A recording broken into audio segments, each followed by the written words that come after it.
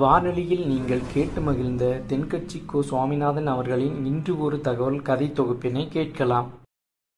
கத்தியை தீட்டாதே புத்தியை தீட்டு அப்படின்னு ஒரு பெரியவர் புத்தி சொன்னார். அதை கேட்ட ஒரு இளைஞன், அது எப்படி பெரியவரை புத்தியை தீட்டுறது? கத்தியை தீட்டுன்னு சொன்னால் ஒரு கருங்கல்லில் கத்தியை தேய்க்கலாம், புத்தியை தீட்டுன்னு சொன்னால் எப்படி தலையை கொண்டுட்டு போய் தரையில் தேய்ச்சிக்கிட்டு இருக்க முடியுமா அப்படின்னா. அந்த பெரியவர் உடனே புரிஞ்சுக்கிட்டார், இந்த இளைஞனுக்கு புத்தி கூர்மை கம்மி அப்படிங்கிறத புரிஞ்சுக்கிட்டார். அது சரி, அறிவுக்கும் புத்திசாலித்தனத்துக்கும் என்ன வித்தியாசம்? இது ஒரு முக்கியமான கேள்வி. அறிவுன்னா என்ன, புத்திசாலித்தனம்னா என்ன? இதே கேள்வியை சாக்ரட்டிஸ் கிட்ட அவருடைய சீடன் ஒருத்தன் கேட்டானான். ஐயா, அறிவுக்கும் புத்திசாலித்தனத்துக்கும் என்னங்க வித்தியாசம் அப்படின்னு கேட்டிருக்கான். சாக்ரட்டிஸ் நிமிர்ந்து பார்த்துருக்கிறார் அந்த சீடனை. அதுக்கப்புறம் சொன்னாராம், நான் சொல்கிறேன் உன்னுடைய கேள்விக்கு பதில், ஆனால் அதுக்கு முன்னாடி நீ ஒரு காரியம் பண்ணணும்னாரான். என்னங்க செய்யணும் சொல்லுங்கன்றிருக்கான். அதோ பாரு, ஒரு பெரியவர் உட்காந்துருக்கிறாரு, அவர்கிட்ட போ, இங்கேருந்து பக்கத்தில் இருக்கிற அந்த கிராமத்துக்கு போய் சேர எவ்வளவு நேரம் ஆகும் அப்படின்னு கேட்டுட்டு வா அப்படி சொன்னார் சாக்ரட்டிஸ். சரின்னு சொல்லிவிட்டு இவன் போனான். அந்த பெரியவர் முன்னாடி போய் நின்னான். ஏங்க பெரியவரை, இங்கேருந்து அதோ தெரியுத அந்த கிராமத்துக்கு போய் சேர்றதுக்கு எவ்வளவு நேரம் ஆகும் அப்படின்னு கேட்டான். பெரியவர் நிமிர்ந்து பார்த்தார், ஆனால் பதில் எதுவும் சொல்லலை. இவன் மறுபடியும் ஒரு தடவை அதே கேள்வியை அவர்கிட்ட கேட்டான். என்னங்க, நான் கேட்குறது உங்கள் காதில் விழுதா? அந்த கிராமத்துக்கு போய் சேர்றதுக்கு எவ்வளோ நேரம் ஆகும் அப்படின்னு சொல்லி மறுபடியும் கேட்டான். அப்பவும் அவர் பதில் சொல்லலை. உடனே அவன் மனசுக்குள்ளே முடிவு பண்ணிக்கிட்டான், சரி பெரியவர் ஒரு மாதிரியாக தெரிகிறார், புத்தி சுவாதீனம் சரியில்லாத ஒரு மாதிரி தெரியுது அப்படின்னு நினச்சிக்கிட்டே வந்த வழியிலே திரும்பி வந்துட்டான். கொஞ்சம் தூரம் நடந்திருப்பான். இப்போ அந்த பெரியவர் மறுபடியும் கூப்பிட்டார், இளைஞனே இப்படி வாழ்னார். இவனுக்கு ஒன்றும் புரியல. மறுபடியும் திரும்பி நடந்தான். அவர் முன்னாடி போய் நின்னான். பெரியவர் சொன்னார், தம்பி, இங்கேருந்து அந்த கிராமத்துக்கு போய் சேர்றதுக்கு 5 நிமிஷம் ஆகும் அப்படின்னார். இப்போது அந்த இளைஞன் அந்த முதியவரை ஒரு மாதிரியாக பார்க்க ஆரம்பித்தான். அதுக்கப்புறம் கொஞ்சம் யோசித்தான். பிறகு அவர்கிட்டே கேட்டுட்டான், ஏங்க பெரியவரை, இதே பதிலை அப்போவே என்கிட்ட சொல்லியிருக்கலாமே, என்னை திரும்பி போன்னு சொல்லிவிட்டு பாதி தூரம் போனதுக்கப்புறம் மறுபடியும் கூப்பிட்டு அதுக்கப்புறம் இப்படி சொல்கிறீங்களே, இது நியாயமா அப்படின்னா. பெரியவர் சிரித்தார். அதுக்கப்புறம் சொன்னார், ஏன்பா, நீ எவ்வளவு வேகமாக நடக்கிறேங்கிறத பார்க்காம நீ கிராமத்துக்கு போய் சேர வேண்டிய நேரத்தை எப்படி என்னால் சொல்ல முடியும்? அதனால தான் உன்னை கொஞ்சம் தூரம் நடக்க விட்டு உன்னுடைய நடையின் வேகம், அந்த கிராமம் இருக்கிற தூரம் ரெண்டையும் கணக்கு போட்டு அதுக்கப்புறம் நேரத்தை சொன்னேன்னார். சீடன் தலை குனிந்தான். அப்படியே திரும்பி சாக்ரட்டிஸ் முன்னாடி நின்னான். சாக்ரட்டிஸ் இப்போ சொல்கிறார், தம்பி, அதுக்கு பேர் தான் புத்திசாலித்தனம். இந்த அறிவு கூர்மை எல்லா இளைஞர்களுக்கும் வரணும் அப்படிங்கிறதுக்காகத்தான் கத்தியை தீட்டாத புத்தியை தீட்டு அப்படின்னு பெரியவங்கள்லாம் சொல்லிகிட்டு இருக்கிறாங்க. புத்தியை தீட்டுறவங்கெல்லாம் வாழ்க்கையில் அறிவாளியாகிறாங்க, தீட்டாதவங்க கோமாளியாகிறாங்க. இதுதான் இன்றைக்கி நடக்கிறது. அதனால் அறிவு கூர்மைங்கிறது வேறு. இந்த காலத்து ஆசாமி ஒருத்தர் இன்னொருத்தரை பார்த்து கேட்டார், ஏங்க, ஒரு விமானம் இங்கேருந்து புறப்பட்டு 2 மணி நேரத்தில் மதுரைக்கு போய் சேருது. நல்லா கவனிங்க, ஒரு விமானம் இங்கேருந்து புறப்பட்டு 2 மணி நேரத்தில் மதுரைக்கு போய் சேருது அப்படின்னா என்னோடய வயசு என்னன்னு கேட்டார். இவர் கேட்குறதுல ஏதாவது அர்த்தம் இருக்கா? அதாவது இங்கேருந்து புறப்பட்டு 2 மணி நேரம் ஆகுது மதுரைக்கு போகிறதுக்கு, அப்படின்னா என் வயசு என்னன்னு கேட்குறாரு. இதை கேட்ட உடனே அவர் பதில் சொன்னார், அப்படின்னா உங்களோட வயசு 20 அப்படின்னார். எப்படிங்க அவ்வளவு கரெக்டாக சொன்னீங்க அப்படின்னு கேட்டார். வேறு ஒன்றும் இல்லை, எங்கள் பக்கத்து வீட்டில் ஒரு முழு பைத்தியம் இருக்குது, அதோட வயசு 40, அப்படின்னா உன் வயசு 20 தான் இருக்கணும் அப்படின்னார். அரை பைத்தியம்னு முடிவு பண்ணிக்கிட்டார். அதனால் வாழ்க்கையில் அறிவு கூர்மைங்கிறது ரொம்ப அவசியம். அந்த புத்திசாலித்தனம் இருக்கிறவங்க வாழ்க்கையில் வெற்றி பெறுவது நிச்சயம். ஒரு நண்பர் வந்தார். ரொம்பவும் இறுக்கமாக உடை அணிஞ்சிருந்தார். அதாவது ஆடைக்குள்ளே அவர் மாட்டிக்கிட்டு இருந்தது மாதிரி தெரிஞ்சது. ஏன் துணி குறைச்சலாக எடுத்துட்டிங்களா அப்படின்னு கேட்டோம். இல்லைங்க, எனக்கு எப்போவுமே இறுக்கமாக உடை அணிகிறது தான் பிடிக்கும் அப்படின்னார். ஒருத்தர் எப்படி உடை அணிகிறார் அப்படிங்கிறத வச்சு அந்த ஆள் எப்படிப்பட்டவர் அப்படிங்கிறத கண்டுபிடிச்சிடலாம். உடை அணிகிற விதம் ஒருத்தருடைய மனநிலையை வெளிப்படுத்துதான்.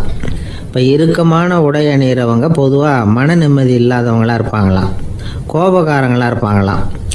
ரொம்ப தொலைதொலைப்பாக ஆடை அணிகிறவங்க இருக்கிறாங்கல்ல, அவங்கெல்லாம் அமைதியான ஆளாக இருப்பாங்களாம், சாந்தமாக இருப்பாங்களாம். இவங்கெல்லாம் போராடுறதுக்கு சரியாக வரமாட்டாங்களாம். இப்படி ஒரு கணிப்பு இருக்குது. அதனால தான் போர் வீரர்களுக்கெல்லாம் இறுக்கமான உடையை தான் கொடுக்கறது வழக்கம். ஆனால் சன்னியாசிகளை பாருங்கள், அவங்களுக்கெல்லாம் ரொம்ப தொலை உடைகள் தான். அவங்கெல்லாம் டைட் பேண்ட் போட்டுக்கிட்டு நிற்க மாட்டாங்க சன்னியாசிகள்லாம். அதே மாதிரி சன்னியாசிகள்லாம் காவி உடையை தேர்ந்தெடுக்கிறதுக்கும் காரணம் உண்டு. பல ஆண்டுகள் சோதனை செஞ்சு பார்த்துட்டு தான் சன்னியாசத்துக்கு காவி தான் சரி அப்படின்னு முடிவு பண்ணியிருக்கிறாங்க. இப்போ பௌதிக விஞ்ஞானப்படியும் அதுதான் சரி. அதாவது சூரிய ஒளியில் 7 வண்ணங்கள் உண்டு. ஒரு பொருள் மேலே அது விழும் பொழுது அந்த பொருள் நமக்கு சிவப்பாக தெரிஞ்சதுன்னா அந்த பொருள் சிவப்பை தவிர மற்ற எல்லா நிற கதிர்களையும் உள்வாங்கிக்கிட்டு சிவப்பு நிறத்தை மட்டும் வெளியில் விடுது. அதாவது விலக்கி விடுது. அதனால தான் அந்த பொருள் சிவப்பாக தெரியுது. உடல் ஆரோக்கியத்துக்கு ஓரளவு சிவப்பு தேவைப்படுது. அதனால தான் காவி உடை அணிஞ்சால் சூரிய ஒளி ஓரளவு சிவப்பை விலக்கிவிடும். அதாவது சிவப்பின் பலனும் கிடைக்கும், இந்த சிவப்பின் கெடுதலும் இல்லை அப்படின்னு யோசனை பண்ணாங்க. காவி உதய வேளையின் நிறம். கீழ் வானத்தில் கதிர் உதிக்கிற வேளையில் முதல் ஒளி தோன்றுகிற நேரத்தில் காவி நிறம் தான் கசியும். தியானம் செய்கிறப்போ முதல்ல காணக்கூடிய ஒளி காவி நிறம்தான். தியானத்தின் உச்ச நிலையின் நிறம் நீலம். தியானம் காவி நிறத்தில் ஆரம்பமாகி நீல நிறத்தில் நிறைவடைகிறது அப்படிங்கிறார் ஓஷோ. நீலம் தியான சிகரம், காவி தியான ஆரம்ப குறியீடு, ஒரு சன்னியாசியின் ஆரம்ப தரிசனம் அப்படிங்கிறார் அவர். ஒருத்தர் நாள் பூரா காவி உடையே அணிஞ்சிருந்தா அந்த நிறம் அவருக்கு தியானத்தை பற்றிய நினைவை ஊட்டிக்கிட்டே இருக்கும். இப்படியே ஆடைக்கும் தியானத்துக்கும் இடையில ஒரு தொடர் ஏற்படுது. ஒரு துறவியின் உள்ளார்ந்த பண்பா அது மாறுது. கடை வீதியில் ஒரு பொருள் வாங்க போகிறோம், அது மறந்துடக்கூடாதுங்கிறதுக்காக ஞாபகம் முடிச்சு போட்டுக்கிறோம். அந்த முடிச்சுக்கும் பொருளுக்கும் தொடர்பு இல்லை. ஆனால் கடை வீதிக்கு போன உடனே அந்த முடிச்சு அந்த பொருளை ஞாபகப்படுத்துது. அதாவது அந்த முடிச்சு ஒரு தொடர்பு அம்சமாக அமையுது. அது மாதிரி தான் காவி உடையும். ஒரு துறவி நடக்கும் பொழுது, சாப்பிடும் பொழுது, குளிக்கும் பொழுது அவருடைய காவி உடை அவருக்கு ஞாபகப்படுத்திக்கிட்டே இருக்கும். அது ஒரு நிலைப்படுத்தப்பட்ட நினைவாக ஞாபக முடிச்சாக மாறிடுது. காவி ஆடை இல்லைன்னா ஒருத்தரால் துறவியாக முடியாதுன்னு அர்த்தம் இல்லை. அதே நேரத்தில் காவி ஆடையால் ஒன்றும் பிரயோஜனம் இல்லை, அதில் ஒன்றும் அர்த்தம் இல்லை அப்படின்னு சொல்லிட முடியாது. இதுதான் உண்மை. இவ்வளவு தூரம் காவி ஆடையை பற்றி சொல்கிறதுனால எல்லாரும் சன்னியாசியாக போயிடுங்கோ அப்படின்னு நாம் சொல்கிறதாக யாரும் நினச்சிடக்கூடாது. மனசுக்கும் நிறத்துக்கும் உள்ள சம்பந்தத்தை தெரிஞ்சுக்கிறதுக்காக தான் இவ்வளவும். நமக்கு தெரிஞ்ச நண்பர் ஒருத்தர் இருக்கிறார், ஆஃபீஸில் வேலை பார்க்குறவர். ஒவ்வொரு மாதமும் 20ஆம் தேதிக்கு பிறகு அவரை போய் பார்த்தீங்கன்னா காவி உடை அணிஞ்சிக்கிட்டு, கண்ணை மூடிக்கிட்டு, கை ரெண்டையும் விரித்து வச்சுக்கிட்டு தியானத்திலேயே உட்காந்துருப்பார். ஏன் இப்படி பண்ணுறீங்கன்னு கேட்டேன்.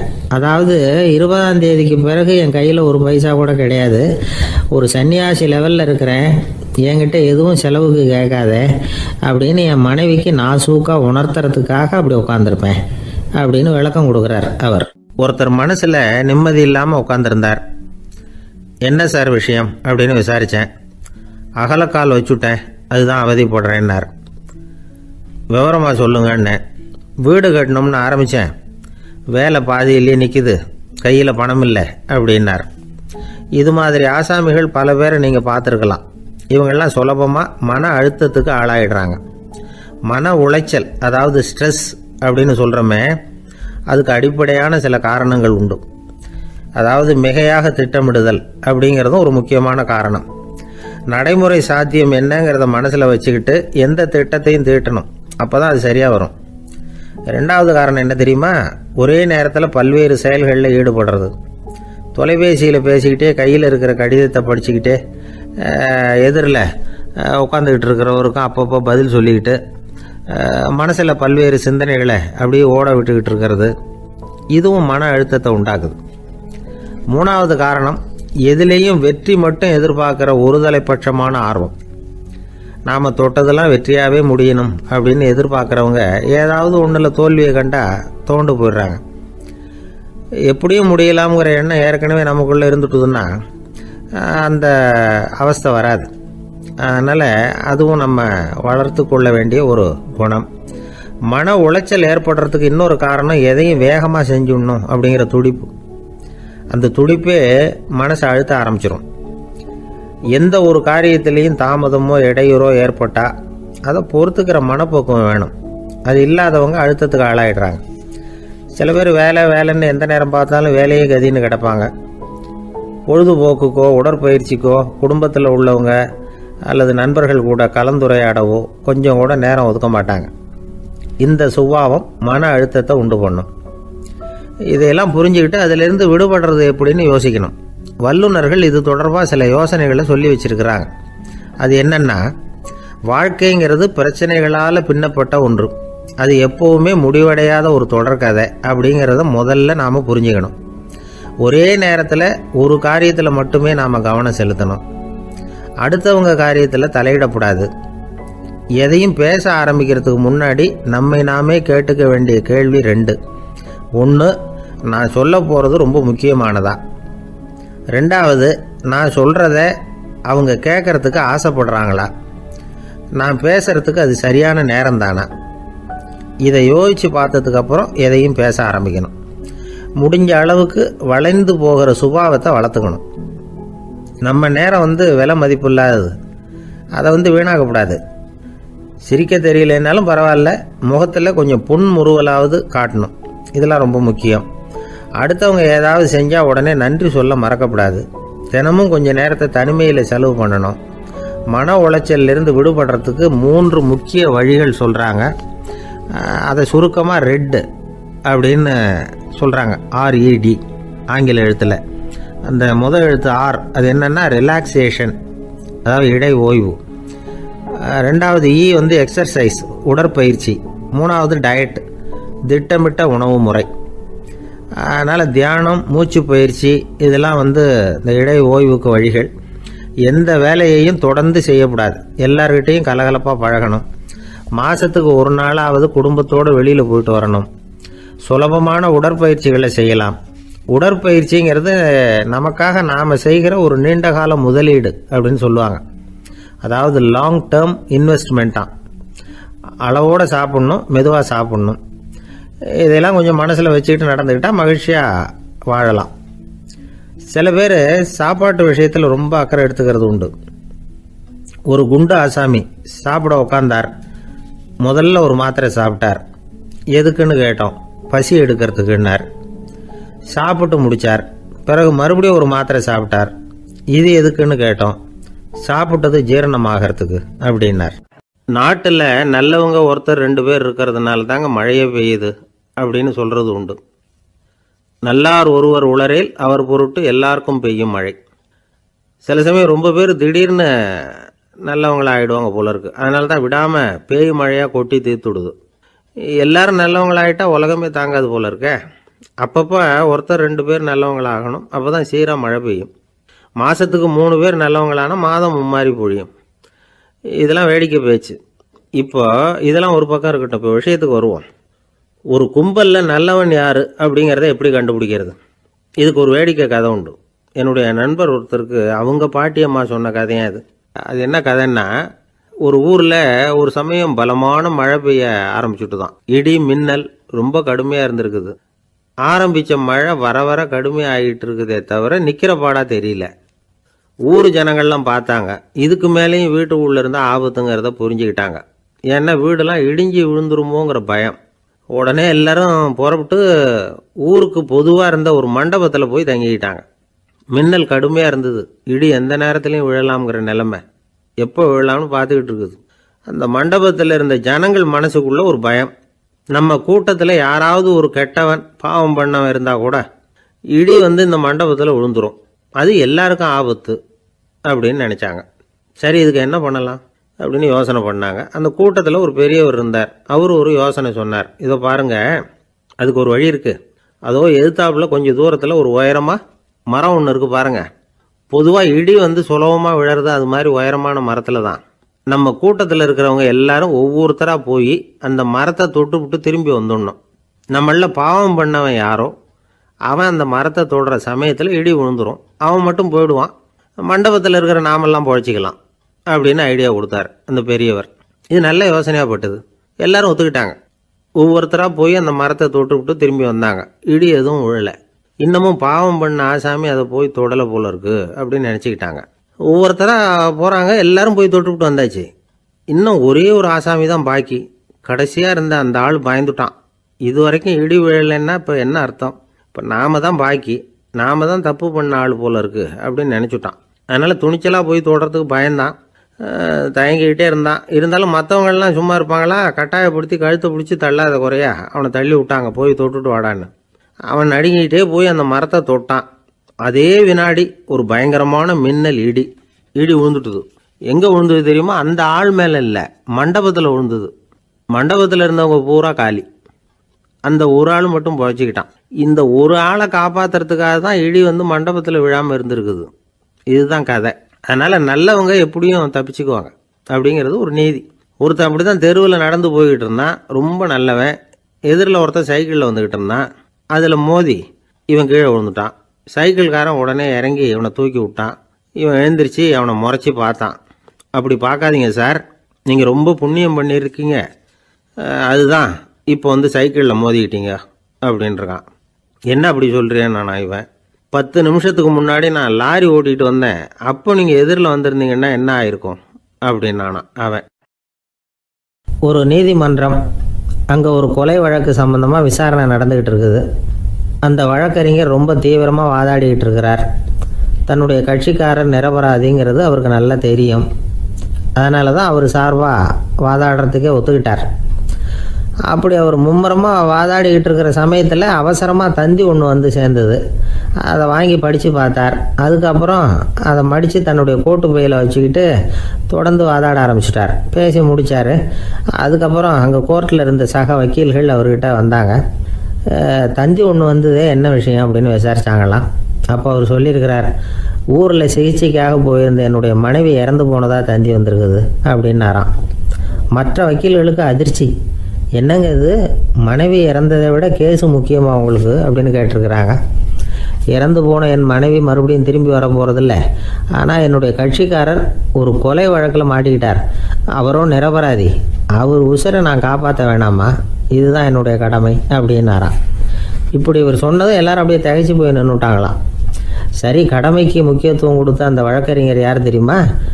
அவர் தான் இரும்பு மனிதர் சர்தார் வல்லபாய் பட்டேல்.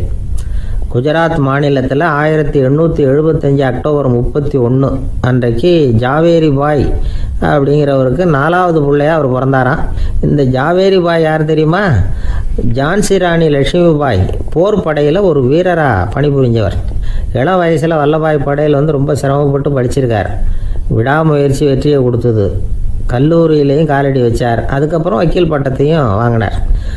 பிரிட்டிஷ் ஆட்சி நடந்துக்கிட்டு இருந்த சமயம் குஜராத்தை சேர்ந்த பர்டோலி தாலுக்காவில் விவசாயிகள் மேலே அரசாங்கம் திடீர்னு நில வரியை வசதி விட்டு தான்.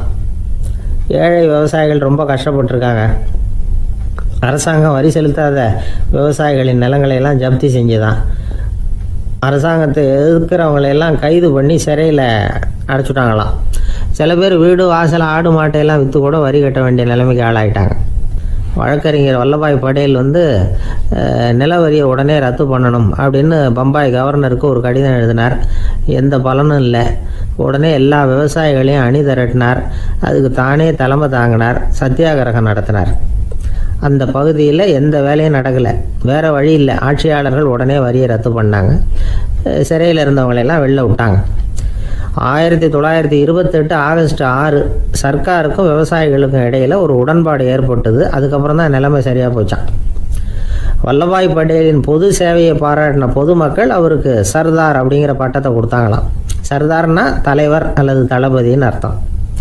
இரும்பு மனிதர்னு இவருக்கு பேர். இருந்தாலும் நகைச்சுவை உணர்வும் இவருக்கு நிறைய உண்டு.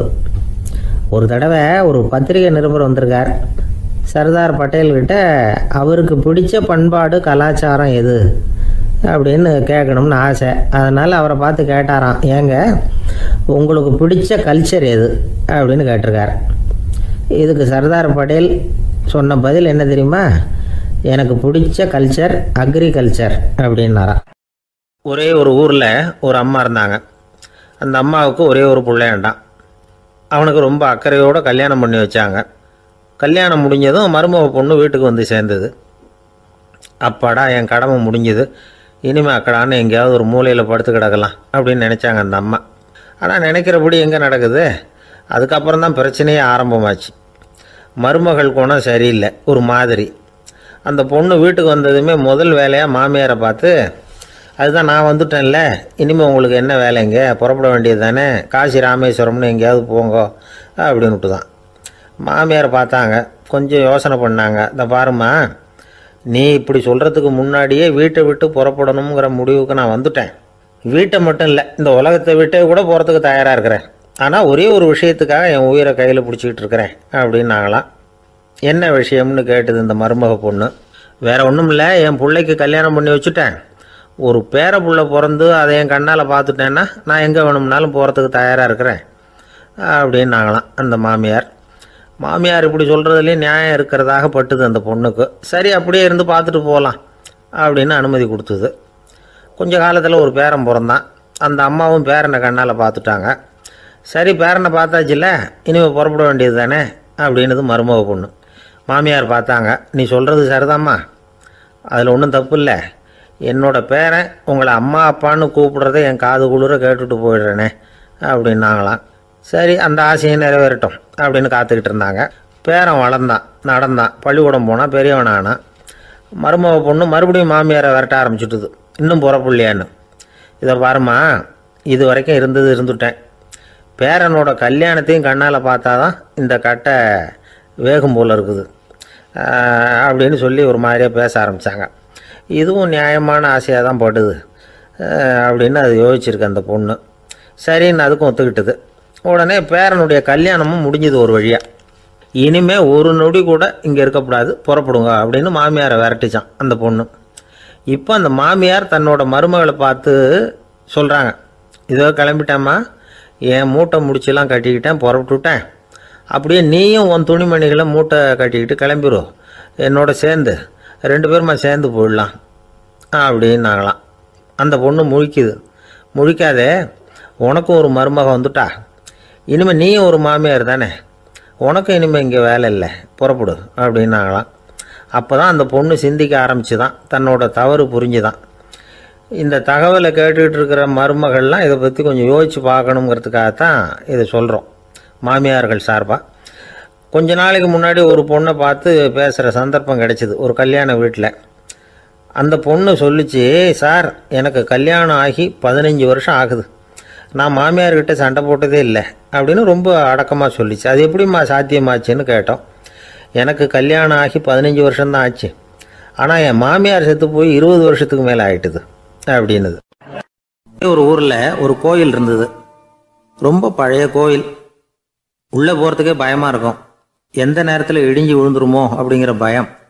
அப்படி இருந்ததுனால யாரும் துணிஞ்சு சாமி கும்பிடுறதுக்கு அங்கே போகிறதில்ல. கோயிலுக்கு வர்ற கூட்டம் கொஞ்சம் கொஞ்சமாக குறைய ஆரம்பிச்சுட்டுது. கோயில் நிர்வாகிகள் எல்லாரும் கூடி உட்காந்து பேசினாங்க, என்ன பண்ணலாம்னு யோசனை பண்ணாங்க. எந்த இடம் மோசமாக இருக்கோ அந்த இடத்த பழுது பார்த்தாங்க. அங்கே எங்கே வர்ணத்தை பூசி கொஞ்சம் அழகுபடுத்தி பார்த்தாங்க. ஏதோ இந்த ஊரில் கோயில்னு ஒன்று இருக்குது, அது மக்களுக்கு தெரியணும் அப்படிங்கிறதுக்காகத்தான் அப்படிலாம் பண்ணாங்க. இருந்தாலும் கோவில் இருக்கிற நிலைமை மக்களுக்கு தெரியும், அதனால் அங்கே வர்றது குறைச்சிக்கிட்டாங்க அவங்க. ஒரு கட்டத்தில் யாருமே வர்றதில்லை, நிலைமை அந்த அளவுக்கு ஆயிட்டுது. மறுபடியும் கோவில் நிர்வாகிகள் கூட்டம் நடந்தது. இந்த கூட்டம் கூட கோயிலுக்கு உள்ளே நடக்கலை, இடிஞ்சு விழுந்துருமோங்கிற பயம். அதனால் வெளியில் தான் உட்காந்து கூட்டத்தை நடத்தினாங்க. ஏன்னா உள்ளே போகிறதுக்கு அவங்களுக்கும் துணிச்சல் கிடையாது, எந்த நேரமும் விழுந்துரும் போல் இருந்தது அது. அது வழியாக போகிறவங்க கூட வேகமாக அந்த இடத்த கடந்து போக ஆரம்பிச்சிட்டாங்க. கோவில் நிர்வாகிகள் வெளியில் உட்காந்து கூட்டம் போட்டாங்க இல்லையா, அந்த கூட்டத்தில் 4 தீர்மானங்களை நிறைவேற்றினாங்க. அது என்ன 4 தீர்மானம்னா, முதல் தீர்மானம், இந்த கோவிலை இடிப்பது அப்படிங்கிற முடிவை இந்த கமிட்டி மிகவும் வருத்தத்துடன் ஏற்றுக்கொள்ளுகிறது அப்படின்னு நிறைவேற்றினாங்க. இதுக்கு பதிலாக இன்னொரு கோவிலை உடனடியாக கட்டி முடிச்சுடணுங்கிறது 2வது தீர்மானம். 3வது தீர்மானம் என்ன தெரியுமா, பழைய கோவிலின் கதவுகள், அதிலிருந்து பிரித்து எடுக்கிற செங்கல், இதையே புது கோவில் கட்டுவதற்கு பயன்படுத்தி கொள்ள வேண்டியது. பழைய கோவில் இருந்த மாதிரியே அதே வடிவத்தில் புது கோவிலையும் கட்ட வேண்டியது. பழைய கோவிலின் அஸ்திவாரத்தை அப்படியே வச்சுக்கிட்டு அதுக்கு மேலே நாம் கோயிலை கட்டிக்க வேண்டியது. இதுதான் 3வது தீர்மானம். இதையும் கமிட்டி முழு மனசோட ஏற்றுக்கிட்டது. இது வரைக்கும் சரி. இப்போ அந்த கமிட்டி 4வதாக ஒரு முக்கியமான தீர்மானத்தை கொண்டுகிட்டு வந்து அதையும் ஏகமனதாக நிறைவேற்றி விட்டது. அது என்ன தீர்மானம்னா, புதிய கோவில் கட்டி முடிக்கிற வரைக்கும் பழைய கோவிலை இடிக்கிறதில்லை அப்படிங்கிற தீர்மானம். எப்படி இருக்குது பாருங்க இது. பழசை இடிக்காத வரையில் அதே இடத்துல புதுசாக எப்படி கட்ட முடியும்? பல விஷயங்களில் நாம் நடந்துக்கிற முறையும் இப்படி தான் இருக்குதான். வாழ்க்கையில் முன்னேறணும்னு ஆசைப்படுவோம். அதே நேரத்தில் அந்த முன்னேற்றத்துக்கு எது தடையாக இருக்கோ அதை விட்டு விடுறதுக்கும் மனசு வராது. வெளிநாட்டில் ஒரு பெரிய விருந்து நடந்துக்கிட்டு இருந்துதான். எல்லாரும் மது கோப்பையும் கையுமா அலைஞ்சிக்கிட்டு இருக்கிறாங்க. ஒருத்தர் மட்டும் கையில் எதுவும் இல்லாமல் ரொம்ப நல்ல பிள்ளையா சாதுவா ஒரு ஓரமாக தனியாக உட்காந்துருக்கிறார். அவர்கிட்ட நெருங்கி வாங்க மது சாப்பிட்லாம் அப்படின்னு கூப்பிட்டாங்களாம். என்னை வற்புறுத்தாதீங்க, நான் என் மனசுக்குள்ளே உறுதியாக தீர்மானம் பண்ணிவிட்டேன் அப்படின்னாராம். என்ன தீர்மானம் பண்ணியிருக்கீங்க அப்படின்னு கேட்டிருக்காங்க. ஏற்கனவே முழு போதையில் இருக்கும் பொழுது மறுபடியும் மது கோப்பையை தொடரதில்லை அப்படின்னு தீர்மானம் பண்ணியிருக்கேன் அப்படின்னாராம். ஒரு ஆள் அசையாமல் கிடக்கிறார். அவர் இருக்காரா போயிட்டாராங்கிறத எப்படி முடிவு பண்ணுறோம்? அவர் மூக்குக்கு முன்னாடி புறங்கையை வச்சு பார்க்குறோம், மூச்சு வருதா இல்லையா அப்படிங்கிறத கண்டுபிடிக்கிறதுக்காக. மூச்சுங்கிறது அவ்வளவு முக்கியமான ஒரு விஷயம். சுவாசம் இல்லைன்னா எதுவுமே இல்லை. நம்ம பூமி இருக்க அது கூட சுவாசிக்குதுங்கிறத சோவியத் விஞ்ஞானிகள் கண்டுபிடிச்சிருக்கிறாங்க. பூமிக்கு மேலே இருக்கிற மண் அடுக்கில் காற்றில் உள்ள ஆக்சிஜன் ஆக்சிகரணம் அடையுது அப்படின்னு தான் இது வரைக்கும் எல்லாரும் நம்பிக்கிட்டு இருந்தாங்க. ஆனால் இப்போ என்ன கண்டுபிடிச்சிருக்கிறாங்கன்னா, அந்த ஆக்சிஜன் பூமிக்குள்ளே 1 கிலோமீட்டர் ஆழம் வரைக்கும் ஊடுருவி போகுதான். பூமிக்குள்ளே 2 பக்கமும் பல கிலோமீட்டர் வரைக்கும் பரவுதான். பூமிக்குள்ளே இருக்கிற நீர்நிலை அடுக்குகள் தான் நுரையீரல் செய்கிற வேலையை செய்யுதான். நம்ம உடம்புல நுரையீரல் இல்லைன்னா ஒன்றும் நடக்காது. ஒரு மரத்தை தலைகீழாக தொங்க போட்டால் எப்படி இருக்கும்? அப்படி யோசிச்சு பாருங்கள். அப்படி தான் இதுவும் நுரையீரலும் அப்படி தான் இருக்கும். வலது பக்கம் ஒன்று, இடது பக்கம் ஒன்று. வலது பக்கம் நுரையீரல் கொஞ்சம் பெருசாக இருக்கும். நுட்பமான நரம்பு குழாய்கள் அதில் இருக்கும். கோடிக்கணக்கான நுண்ணிய குழாய்களை வச்சுக்கிட்டு தான் அது வேலை செய்யுது. 25 கோடி குழாய்கள் இருக்கும். அதை அப்படியே முழுசாக பிரித்து பரப்புனா ஒரு டென்னிஸ் கோர்ட்டில் பாதி பரப்பளவு இருக்குமா. நுரையீரல் நிறம் கருஞ்சிவப்பு தான். புகை அதிகமாக உள்ளே போச்சுன்னா அது கருப்பாயிடுது. காற்றுல உள்ள பிராணவாயுவை இது இழுத்து எடுத்துக்கிட்டு ரத்தத்தை சுத்தப்படுத்துகிற முக்கியமான வேலையை இது செய்யுது. அசுத்த காற்றை வெளியில் அனுப்பி வச்சுருது. ஒருத்தர் வேகமாக ஓடி வர்றார், அவருக்கு மூச்சு இறைக்கும். பயங்கரமாக எதையாவது பார்த்து விடுறார், உடனே மூர்ச்சி ஆகிடுவார். இது மாதிரி சமயங்களில் வேற எந்த தூண்டுதலும் இல்லாமல் நுரையீரல் தானாகவே இயங்கும். இப்படி ஒரு அவசியம் ஏற்படுறப்போ இயக்கத்தை தூண்டி விடுற முக்கியமான இணைப்பு மூளைக்கு கீழே முதுகு எலும்புக்கு மேற்பகுதியில் இருக்குது. அது உடனே சுவாசத்துக்கு அவசர உதவியை கொடுக்குது. இப்போ ஒருத்தர் பேசாமல் உட்காந்துருக்கார். இந்த சமயத்தில் அவருக்கு 1 பங்கு காற்று தேவைப்படுதுன்னு வச்சுக்கோங்க. அவர் எழுந்திரிச்சு நடக்கும் பொழுது 1.5 மடங்கு தேவைப்படும். ஓடினார்னா 3 மடங்கு தேவைப்படும். படுத்துருக்கிறப்ப 1/2 மடங்கு தான் தேவைப்படும். இதுக்கு நிமிஷத்துக்கு 16 தடவை மூச்சு விட்டாகணும். இப்படி சாதாரணமாக உள்ளே இழுக்கிற காற்று கொஞ்சம்தான் இருந்தாலும் இது மாதிரி 8 மடங்கு காற்றை உள்ளே இழுத்து வச்சுக்கிற சாமர்த்தியம் நுரையீரலுக்கு இருக்குதான். தண்ணி, நுண்கிருமிகள், ரசாயன பொருள் இப்படி எது உள்ளே போனாலும் நுரையீரல் சமாளிச்சுக்கும். 30 வருஷமாக விடாத புகை பிடிக்கிறவர் தொடர்ந்து உள்ளே அனுப்பி வைக்கிற புகையை கூட சமாளிக்குதுன்னா பார்த்துங்களேன். உள்ளே போகிற புகை நுட்பமான சுவாச முடிச்சுகளை அழிச்சு விடுது. கறி புகை அது மேலே படிஞ்சு உபயோகம் இல்லாமல் பண்ணிவிடுது. ஆனாலும் தேவைக்கு அதிகமாக 8 மடங்கு கூடுதலாக சுவாச முடிச்சுகள் நம்ம உடம்புக்குள்ளே இருக்கிறதுனால சமாளிக்க முடியுது. சமாளிக்க முடியலன்னா சில சமயம் மூச்சு திணறும். அதை ஒரு எச்சரிக்கையாக எடுத்துக்கிட்டு புகை பிடிக்கிற பழக்கத்தை விட்டுடணும். அதுதான் நல்லது. ஆனால் அப்படி யார் விடுறது? இணை பிரியாத 2 நண்பர்கள் இருந்தாங்களாம். 2 பேரும் விடாமல் சிகரெட்டு குடிக்கிறவங்க. அதில் ஒருத்தன் செத்து போட்டான். இன்னொருத்தன் அதுக்கப்புறம் 2 சிகரெட்டாக குடிக்க ஆரம்பித்தானா. ஏன் இப்படி பண்ணுறேன்னு கேட்டிருக்காங்க. நான் 1 சிகரெட்டு தான் குடிக்கிறேன், செத்து போன என்னுடைய ஃப்ரெண்டு இருக்கானே செத்து போனவன், அவனுக்காக இன்னொரு சிகரெட்டு குடிக்கிறேன் அப்படின்னு நானா. இது ரொம்ப ஆபத்து, விட்டுடு அப்படின்னு சொல்லியிருக்காங்க. சரின்னு ஒத்துக்கிட்டான்.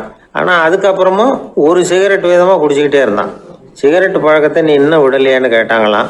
அந்த பழக்கத்தை நான் எப்போவோ விட்டுட்டேன், இப்போ நான் குடிக்கிறது என் ஃப்ரெண்டுக்காக அப்படின்னு நானா. இவங்கெல்லாம் எப்படி திருந்துறது? ஒரு ஊரில் ஒருத்தர் இருந்தார். ரொம்ப நல்லவர்.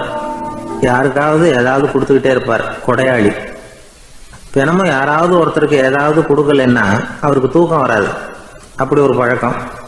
அது மட்டும் இல்லை, அவர் கொடுக்கறது அடுத்தவங்களுக்கு தெரியாது. அவ்வளவு ரகசியமாக அதை கொடுப்பார். வலது கை கொடுக்கறது இடது கைக்கு தெரியக்கூடாதுன்னு சொல்லுவாங்கள்ல, அது மாதிரி அவர். ஒரு நாள் ராத்திரி அவர் ஏற்கனவே தயாராக கட்டி வச்சிருந்த பணம் முடிச்ச கையில் எடுத்துக்கிட்டு வீட்டை விட்டு வெளியில் வந்தார். தெருவில் இறங்கி நடந்தார். இன்னைக்கு யாருக்கு தர்மம் செய்யறது அப்படின்னு யோசனை பண்ணிட்டு இருட்டில் நடந்து வந்துகிட்டு இருக்கிறார். யாரோ ஒருத்தர் எதிரில் வர்றது மாதிரி தெரிஞ்சுது. உடனே அவர் கிட்ட போனார். தன்கிட்ட இருந்த பணம் முடிச்சு அவசரமாக அவர் கையில் திணிச்சுட்டு திரும்பி வந்துட்டார். அப்பாடா, ஒரு வழியாக யாருக்கும் தெரியாமல் இன்னைக்கு தர்மம் பண்ணியாச்சு அப்படிங்கிற மகிழ்ச்சி, மன நிறைவு அவர் முகத்தில். நிம்மதியாக தூங்கினார். அப்புறம் எழுந்திரிச்சார். மறுநாள் காலையில் ஊர் பூரா ஒரே பேச்சு. என்ன பேச்சுன்னா, நேற்று ராத்திரி ஒரு திருடன் கையில் யாரோ பணத்தை கொடுத்துட்டு போயிருக்கிறாங்க அப்படின்னு எல்லாரும் பேசிக்கிட்டு இருக்கிறாங்க. இதை கேள்விப்பட்டதும் அந்த பெரியவருக்கு ரொம்ப வருத்தமாக போச்சு. அடடா, போயும் ஒரு திருடனுக்காக உதவி பண்ணியிருக்கிறோம், பிரயோஜனம் இல்லாமல் போட்டுதே அப்படின்னு நினைச்சார். சரி, இன்னைக்கும் யாருக்காவது உதவி பண்ணணும் அப்படின்னு முடிவு பண்ணினார். ராத்திரி நேரம் வந்தது. இவர் வழக்கம் போல தெருவில் இறங்கி நடந்தார். கையில் பணம் முடிச்சு. எதிரில் ஒரு பெண் உருவம் மங்கலா தெரிஞ்சது. இவர் உடனே அந்த பெண்கிட்ட பணத்தை கொடுத்துட்டு திருப்தியாக திரும்பி வந்துட்டார். மறுநாள் காலையில் ஊர் பூரா என்ன பேசிக்கிட்டாங்க தெரியுமா? நேற்று ராத்திரி நெறி தவறி நடக்கிற ஒரு பெண்ணின் கையில் யாரோ பணத்தை வச்சுட்டு போயிருக்கிறாங்க அப்படின்னு எல்லாரும் பேசிக்கிறாங்க. அடடா, இன்னைக்கும் தவறுதலாக நடந்து போச்சு அப்படின்னு ஒரு வருத்தப்பட்டார். இருக்கட்டும், இன்னைக்கும் ஏதாவது தர்மம் பண்ணுவோம் அப்படின்னு நினச்சிக்கிட்டாரு. 3வது நாள் ராத்திரியும் புறப்பட்டார். இப்பவும் எதிரில் ஒருத்தர் வந்தார். இவர் பணத்தை கொடுத்தார், திரும்பி வந்துட்டார். மறுநாள் மக்கள் என்ன பேசிக்கிட்டாங்கன்னா, நேற்று ராத்திரி ஒரு செல்வந்தர் கையில் யாரோ பணத்தை கொடுத்துட்டு போயிருக்கிறாங்க அப்படின்னு பேசிக்கிட்டாங்களாம். அவருக்கு ரொம்ப வருத்தமாக போட்டுது. என்ன இது, தினம் இப்படி ஆகிக்கிட்டு இருக்குதே அப்படின்னு நினச்சிக்கிட்டே படுத்து தூங்கினார். அன்னைக்கு ராத்திரி ஒரு கனவு. அந்த கனவுல இறைவன் வந்து சொன்னாராம், இதை பாருப்பா, நீ கொடுத்த தர்மம் வீணா போயிடல. உன்கிட்ட பணம் வாங்கின அந்த திருடன் திருந்திட்டான், அந்த பொண்ணும் திருந்திட்டா, அந்த செல்வந்தனும் கொடையாளி ஆயிட்டான், எல்லாருக்கும் உதவி பண்ண ஆரம்பிச்சுட்டான் அப்படின்னு சொன்னாராம். இந்த கதையை சொன்னவர் யாருன்னா நபிகள் நாயகம். இதுல உள்ள கருத்து என்னன்னா, நல்ல மனசோட தர்மம் பண்ணுனா அது வீணா போறதில்லை. இன்னொரு கருத்து, தர்மம் வந்து தன்னை மட்டுமல்ல அடுத்தவங்களையும் தீமையிலிருந்து காப்பாற்றும். இதுதான் நாம புரிஞ்சுக்க வேண்டியது. இந்த காலத்திலேயும் இது மாதிரி சில சம்பவங்கள் நடக்கிறது உண்டு. ஒரு பெரியவர் இருட்டில் நடந்து வந்துகிட்டு இருந்தாரு. எதிரில் வந்த ஒருத்தன் வலுக்கட்டாயமாக அவர் கையை பிடிச்சி ஒரு பண முடிப்பை கொடுத்து வச்சுக்க சொல்லிவிட்டு விலகி போயிட்டான். பெரியவருக்கு ஆச்சரியம், இந்த காலத்திலையும் இப்படி வலது கை கொடுக்கறது இடது கைக்கு தெரியக்கூடாதுன்னு நினைக்கிற கொடையாளிகள் உண்டு போல இருக்கு அப்படின்னு யோசனை பண்ணிக்கிட்டே நடந்தார். கொஞ்சம் தூரம் போயிருப்பாரு. அதுக்குள்ள அதே ஆள் திரும்பி வந்தான். கொடுத்த பண முடிப்பை திருப்பி கொடுங்க அப்படின்னு கேட்டு வாங்கிட்டான். இவருக்கு ஒன்றும் புரியல. ஏன் இப்படி பண்றேன்னார். அது ஒன்றும் இல்லைங்க, கொஞ்ச நேரம்